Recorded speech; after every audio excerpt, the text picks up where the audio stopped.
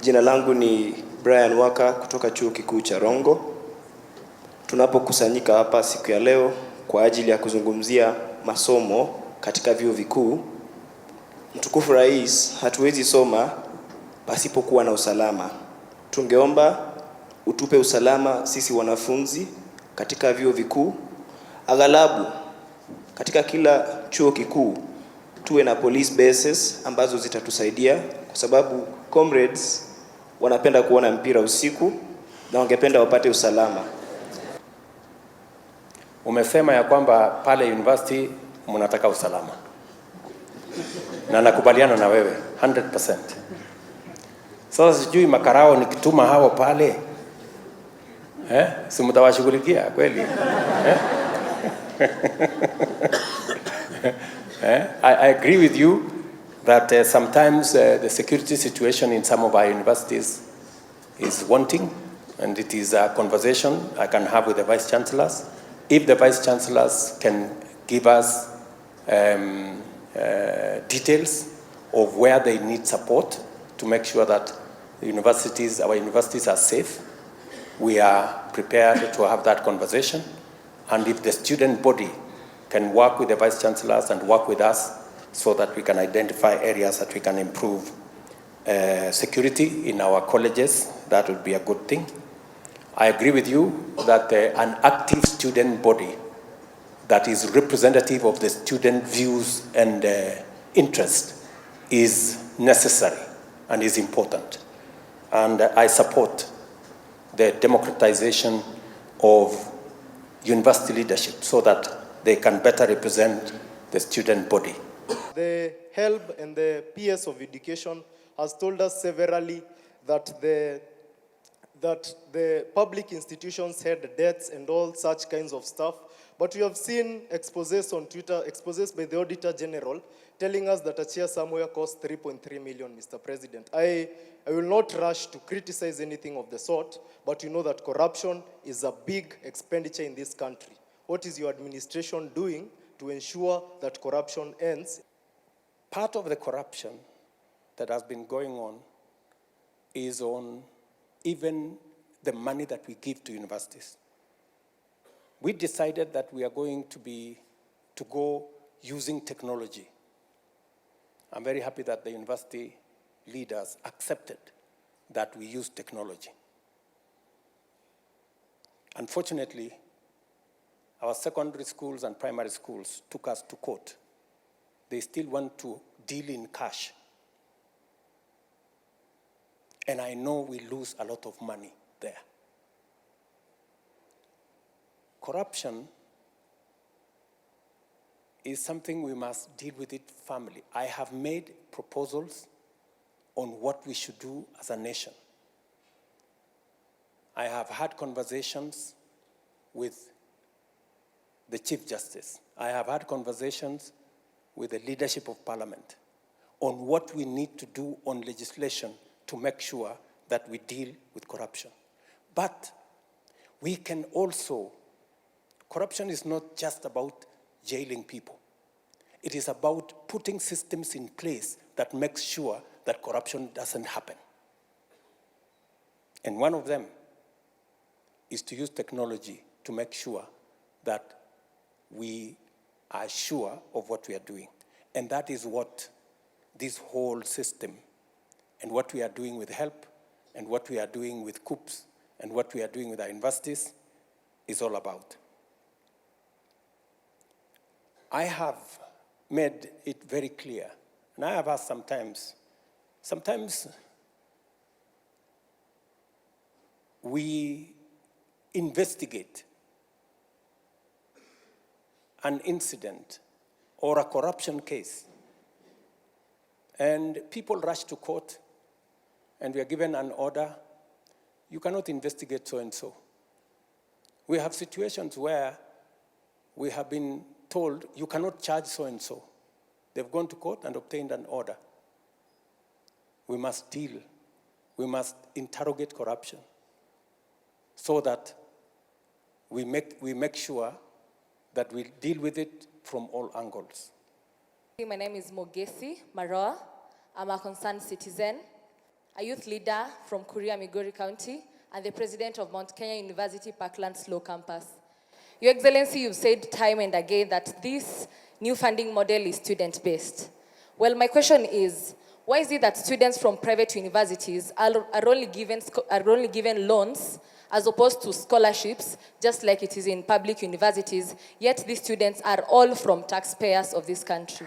Thank you. You have a very valid point that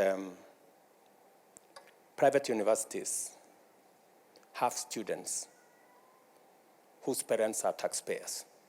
That's correct. Public universities are run using public funds. We sponsor, as Government of Kenya, public universities.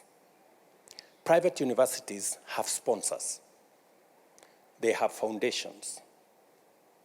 They are run by people who have networks of raising funds, either using foundations or other means, which sometimes as government we don't have.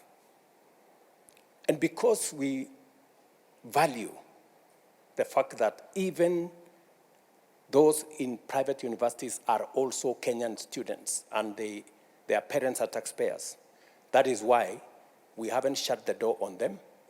We have said we are going to make public resources available to those students as loans, the same way we are making public resources as loans available to students in public universities. The only reason, Mogesi, why we, in this model, we have said we cannot provide for scholarship is because in the past, we said we are going to give them scholarship. And because we didn't have the money, we didn't. And we put many of those private universities in a lot of trouble. In fact, one public university closed down because we took students to them, they trained the students, we owe them money, they couldn't pay their staff, they couldn't pay, they closed down. So it is better we keep our word. It is better for us to say, this is the much we can do, rather than for us to say we can do so much. Today we have a debt of about 51 billion shillings owed to our private universities. It is a debt that we must pay, but it is unfair for us to continue to accumulate debt. It is better we tell them, for the moment, we cannot afford, but in the future, when our situation improves, we can reconsider. Mongaro Richard, you have told me that by the end of your 4th year, your loan will be something like 240,000, right? And you're asking me, what will the new guys, what will be their loan after 4 years? It's going to depend on the course that they are pursuing. Let me tell you, Richard, you know, we have to be brutally honest with ourselves. The old model, the differentiated unit model, assumed that all courses were the same. And a course in medicine costs the same as another course in a different subject. The reality is that it is not. University chancellors are here. Who is willing to tell us that there is a difference? Yeah? Yeah, they are here. There is a difference. And this new model recognizes that a course in medicine costs 600,000 to train. A course in education costs 180,000 to train. And therefore, for a student doing medicine, Government of Kenya gives more for the student doing medicine as a percentage because it costs more to train that student. And if we don't give more to train that student, we will end up with a student with a graduate who is half-baked, because we didn't give them the resources to train the student correctly. That is the difference between this model and the other one. So there is every reason why we have to interrogate this model. Your Excellency, I happen to be the Vice Chancellor of Alupe University, also previously a member of the Presidential Working Party on Education Reform, and a member of the party that recommended this model.